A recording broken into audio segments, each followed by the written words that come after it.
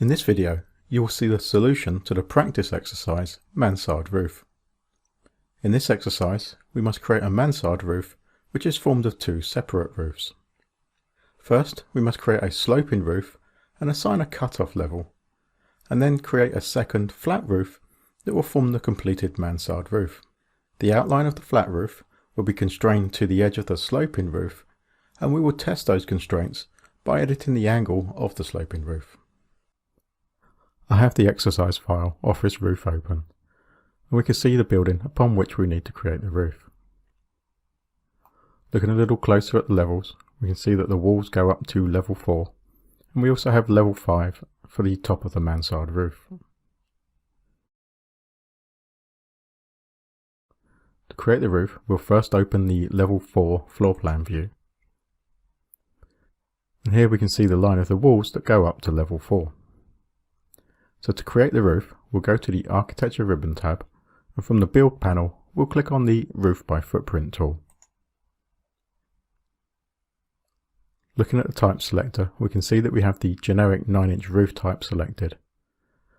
And looking at the Create Roof Footprint ribbon here on the Draw panel, we can see that we have the Pick Walls tool enabled. On the options bar, we'll set the overhang value to be 4 feet. And now, if we click on one of the walls, we just need to make sure that the blue dashed line is on the outside, as this represents the 4-foot overhang. And then when we click, we'll get the sketch line traced along that path. So now we just need to work our way around the model, picking on the walls to create the boundary lines for our new roof. When we get to this corner here, we just need to pick the short wall at the end. Now, zooming in a little, we can see we have some work to do to create that enclosed boundary. So we'll go up to the Modify ribbon, and from the Modify panel here, we'll click on the Trim Extend to Corner tool. And now we can click the vertical and the horizontal line here to create a corner of these two. And we can see we have some overlapping lines here, so again we'll click the vertical and horizontal line to create that enclosed boundary. So having got those lines created, we can see that they all have the Define Roof Slope indicator visible on screen, and this means that they will all define a slope, and therefore we will have a ridge line in the middle of the roof. So we'll go back to the Create Roof Footprint ribbon and click on Finish Edit mode here. And that now creates the roof. We'll swap back to the 3D view, and we can see the roof here, going up to the ridge, which is actually quite tall on this building. So we need it to finish at level 5 to create the mansard. So whilst the roof is selected, we'll go to the Properties palette, and on the Constraints panel here, we can see we have the cutoff level parameter. So we'll click on None, and then from the drop down list, we'll scroll down and choose level 5. When we apply this, we can see that that roof now gets cut off at level 5, meaning we can now create the flat roof to form the mansard. To do this, we'll open up the level 5 floor plan view. And now we can see the outline of the existing roof, with obviously the internal edges of this being the edges that we need to follow for our new roof.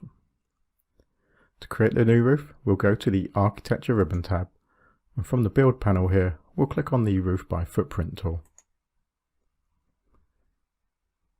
In the type selector, we'll change the type to be the generic 12-inch type.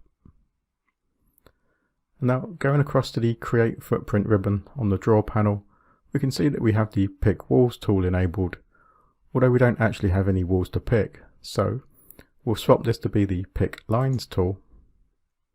And now on the options bar, we'll enable the Lock option, so that when we pick on one of the edges, we'll get an alignment constraint between the existing edge and the new sketch line. So now, as I pick on the internal edge of this roof, we can see that padlock being closed, indicating that we have that alignment constraint between the edge of the roof and our new sketch line. So now we'll continue to pick around these internal edges to create our sketch lines.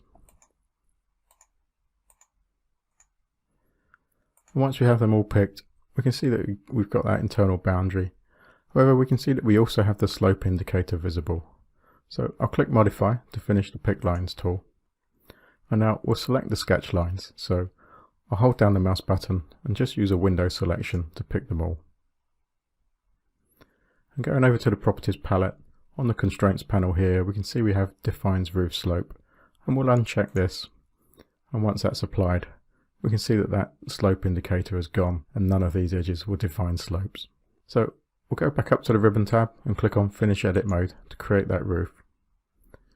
And again, we'll swap back to the 3D view and we can see that roof now in the view forming the mansard. I'll select the slope in roof and we want to change the angle of the slope for this roof. So in the Properties palette, on the Dimensions panel here, we can see the slope parameter and it's currently set to be 9 in 12. So we'll change this to be 11 in 12. And when we apply this, we can see that that roof slope will get steeper. And due to the alignment constraint that we enabled when creating the flat roof, the edges of this has followed the edges of the sloping roof as its angle has changed. So that now completes creating the mansard roof and finishes the exercise.